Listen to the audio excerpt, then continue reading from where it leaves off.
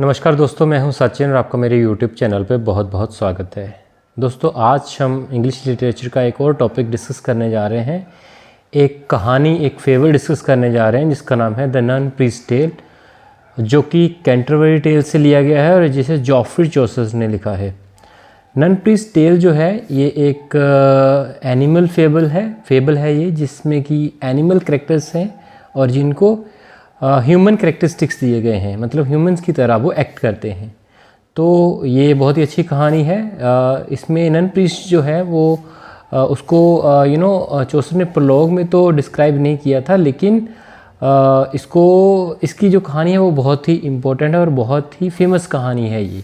तो इस कहानी को आज हम डिस्कस करेंगे, तो चलिए शुरू करते हैं।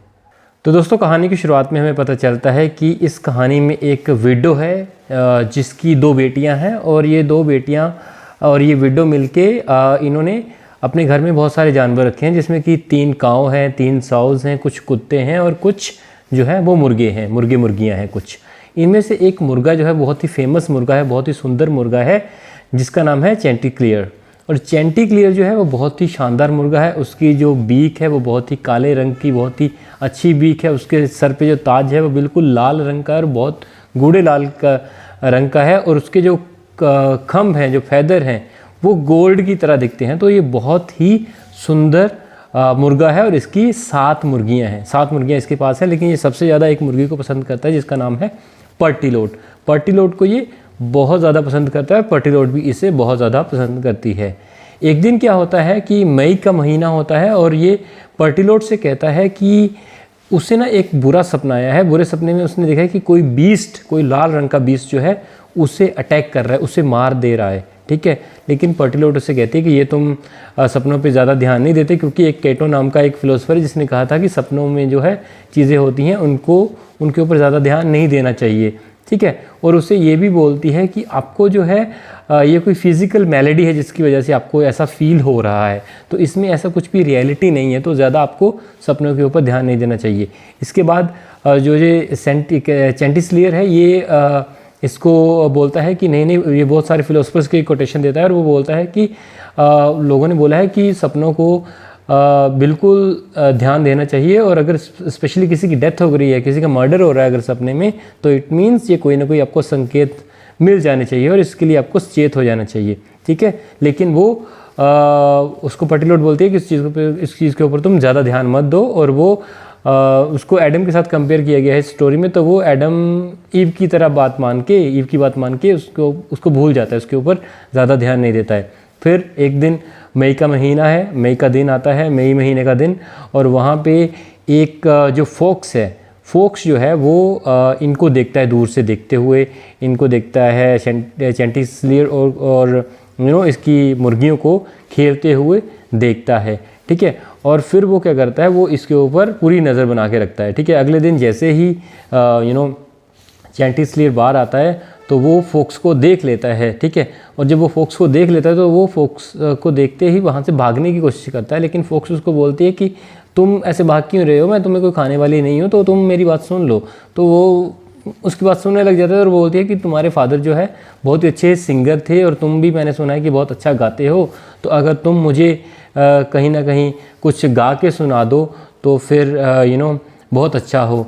दोस्तों, ये मैं आपको बताना भूल गया कि ये जो मुर्गा है ये गाने के लिए बड़ा मशहूर है। मतलब इसकी जो बांग है वो बहुत ही एक्यूरेट है और बहुत सही टाइम पे आती है और बहुत ज़ोर से ये बांग देता है। इवन इतनी ज़ोर से देता है कि चर्च की बेल भी इसके सामने कुछ नहीं है। मतलब इतनी एक्यूरेट चर्च की बेल भी नहीं है जितनी एक्यूरेट इस मुर्गे की बांग है। और वही बात ये फोक्स उसको बोलती है कि तुम्हारी जो बांग है वो बहुत ही मशहूर है इस इलाके में, तो क्या तुम मुझे वो एक बार गाना गा के सुनाओगे, एक बार बांग दे के सुनाओगे। और वो फ्लैटरी में आ जाता है, उसकी बातों में आ जाता है, और फिर जैसे ही वो बांग देना शुरू करता है, ऐसे ही वो गाना शुरू करता है उस चीज़ को, ये जो फोक्स है वो उसको गर्दन से पकड़ती है और लेके भाग जाती है वुड की तरफ। ठीक है, और जब पर्टिलोट को ये बात पता चलती है तो पर्टिलोट अपने फैदर्स जला लेती है वो, ठीक है, और वो अपने फैदर बर्न्स कर लेती है, और जैसे बाकी मुर्गियों को ये बात पता चलती है तो वो शोर मचाना शुरू कर देती हैं, और साथ साथ सारे जानवर भी शोर मचाना शुरू कर देते हैं। ये देख के वो बूढ़ी औरत विडो और उसकी 2 बेटियां आती हैं, और वो फॉलो करती हैं इस फॉक्स को, जो कि चेंटिसलियर को लेके जा रहा है। ठीक है, और फिर क्या होता है, कुछ कुत्ते उसके पीछे भागने लग जाते हैं, मुर्गियाँ उसके पीछे भागती हैं, और जो बाकी सारे जो है बाकी सारी मुर्गियाँ और बाकी सारे जानवर भी उनका पीछा करने लग जाते हैं।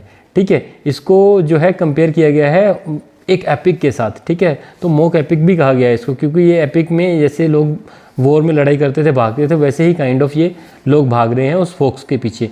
ठीक है, अभी जो मुर्गा है चेंटिसलियर है, जो वो अपना दिमाग लगाता है और वो फॉक्स को बोलता है कि तुम ऐसे करो, तुम अपनी बातें तो बड़ी मीठी मीठी करती हो तुम, तो क्यों ना तुम अपनी इन बातों से इनको इनको थोड़ा सा उलझा दो और इनको वापस भेज दो। और फॉक्स जो है, फॉक्स फ्लैटरी में आ जाती है, और फॉक्स जैसे ही उनको कुछ बोस्ट करने के लिए, बोलने के लिए अपना मुंह खोलती है, चेंटिसलियर उसके मुंह से निकलता है और पेड़ के ऊपर चढ़ जाता है।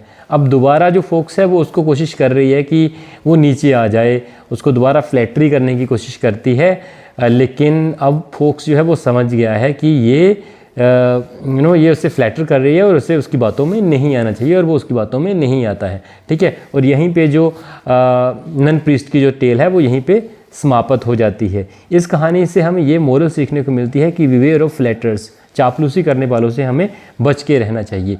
इसके बाद इस कहानी का एक एपिलॉग भी रहता है, जिसमें कि हैरी वैली द होस्ट, वो जो है इसको एक कहानी बहुत पसंद आती है, और वो क्या करता है, वो उसको बोलता है कि तुम भी एक चेंटिसलियर की तरह ही हो, हालांकि तुम्हारे पास उतनी मुर्गियाँ नहीं हैं और वो तुम्हारे पास होनी भी नहीं चाहिए, क्योंकि तुम एक क्लर्जी क्लास से हो और तुम्हें एक थोड़ा सादा जीवन जीना चाहिए। ठीक है, so kind of such of things ये कहता है। इस कहानी का प्रलोग में ये भी है कि इससे पहले जो था वो मोंक ने अपनी कहानी सुनाई थी और उसने एक ट्रेजेडी सुनाई थी, और नाइट्स ने कहा था कि अब हमें कोई भी ट्रेजेडी नहीं सुननी है, इसीलिए उसने हैरी वैली से कहा था, होस्ट से कहा था कि अब कोई ऐसी कहानी सुनाओ जिसमें कि जिसमें कि एटलीस्ट ट्रेजेडी ना हो, इसका ऑपोजिट हो।